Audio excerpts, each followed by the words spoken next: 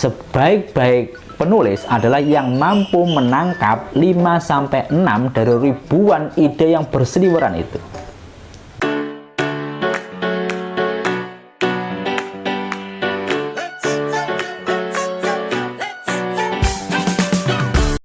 Assalamualaikum warahmatullahi wabarakatuh.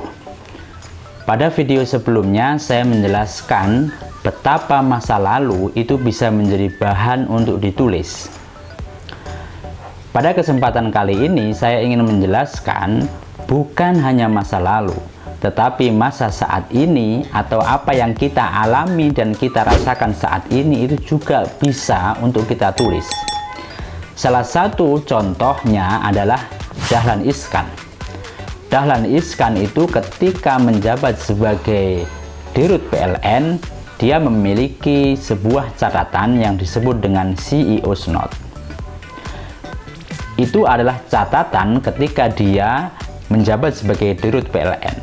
Masalahnya apa, kendalanya apa sebagai Dirut PLN, kemudian apa yang dilakukan ketika menjadi Dirut PLN dalam menghadapi masalah itu.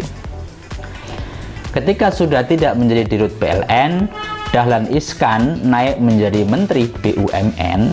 Dahlan Iskan juga memiliki catatan yang disebut dengan Manufacturing Hub. Dan ketika sudah tidak lagi menjabat sebagai Menteri BUMN, dia juga memiliki sebuah catatan yang disebut dengan New Hub. Bahkan saat ini dia memiliki sebuah catatan yang disebut dengan Harian This Way, yang berawal dari sebuah personal blog yang dikenal dengan thisway.id. Apa manfaatnya ketika seorang pejabat itu selalu menuliskan apa yang ia alami dan ia rasakan?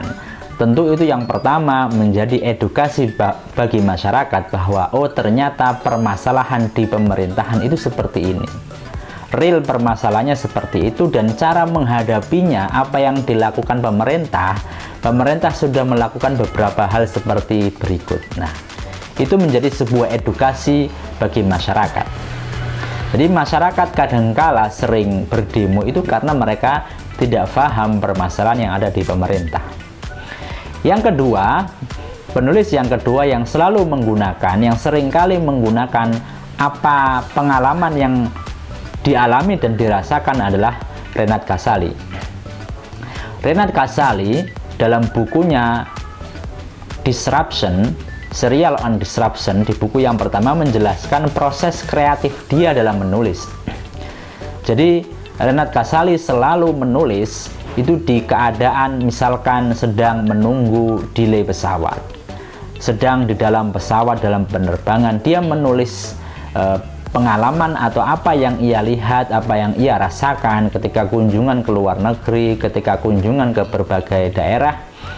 Kemudian tulisan itu difoto, kemudian dikirim ke asistennya yang ada di Jakarta.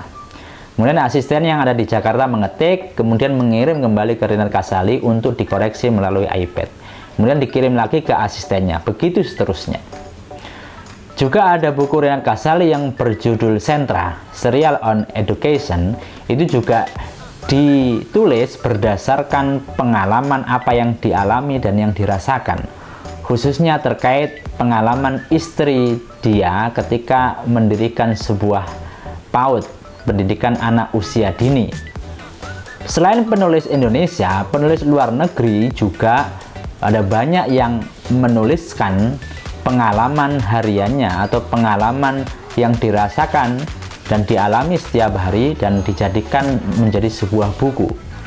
Salah satunya adalah Neil Harper Lee. Dia menulis sebuah buku yang berjudul To Kill a Mockingbird. Ini adalah sebuah novel. Novel ini diilhami atau diangkat dari sebuah tulisan hariannya atau diary-nya. Dan novel ini menjadi sebuah novel yang sangat fenomenal dan sangat laris sekali. Akan tetapi ketika kita mau menuliskan pengalaman harian kita atau apa yang kita alami dan kita rasakan, ada satu syarat yang harus Anda miliki. Sebagaimana yang dikatakan oleh Peter Marmurk dalam buku yang saya tulis ini, The first step to becoming a better writer is, jadi ada satu step untuk menjadi penulis yang baik adalah believing your own experience. Kita percaya kepada experience yang kita lakukan atau yang kita alami. Kita percaya pada pengalaman yang kita alami. Bahwa pengalaman yang kita alami is worth writing about. Itu sangat berharga untuk kita tulis. Kalau kita sendiri sebagai penulis dari pengalaman kita itu tidak yakin bahwa pengalaman kita itu berharga untuk ditulis, maka ya bagaimana kita mau menulis? Jadi tumbuhkan rasa bahwa pengalaman kita ini menarik. Nah, gitu. Dan setiap hari itu banyak sekali ide yang berseliweran di sekeliling kita. Bahkan ribuan ide itu berseliweran di sekeliling kita. Sebagaimana yang diungkapkan oleh Orson Scott, bahwa everybody walks past 1,000 story ideas every day. Bahwa setiap orang itu berjalan melewati ribuan ide setiap hari. The good writer are the one who see 5 or 6 of them.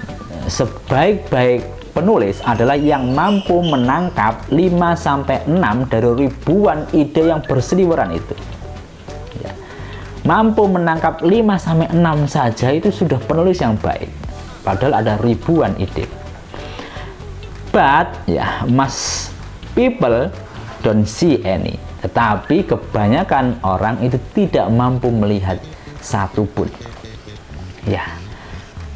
Maka dari itu tidak ada lagi sebenarnya alasan bagi penulis pemula khususnya ketika akan menulis, saya tidak memiliki ide.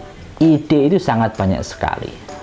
Baik ide masa lalu kita terkait dengan pengalaman masa lalu kita. Kalaupun kita tidak pede dengan masa lalu kita, mungkin tidak menarik untuk diceritakan, apa yang kita alami saat ini itu sebenarnya banyak sekali yang bisa kita tulis.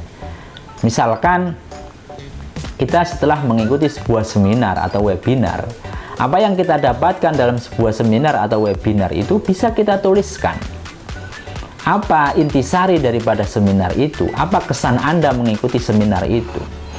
Atau misalkan Anda seorang ibu rumah tangga misalkan. Anda bisa menceritakan bagaimana suka dukanya mendidik anak. Bagaimana pengalaman Anda dalam mendidik anak di rumah. Atau bagaimana pengalaman Anda, mungkin Anda yang suka masak, menceritakan atau menulis resep masakan. Itu sebenarnya juga sangat menarik untuk diceritakan. Tergantung kita apakah kita percaya terhadap apa yang kita alami itu menjadi sesuatu yang berharga atau tidak. Maka sekarang bergantung pada kita semua. Apakah kita mau menuliskan apa yang kita alami dan yang kita rasakan, ataukah kita membiarkan ribuan ide itu berjalan begitu saja tanpa kita tangkap sedikit pun. Mungkin itu yang bisa saya sampaikan. Semoga bermanfaat. Assalamualaikum warahmatullahi wabarakatuh.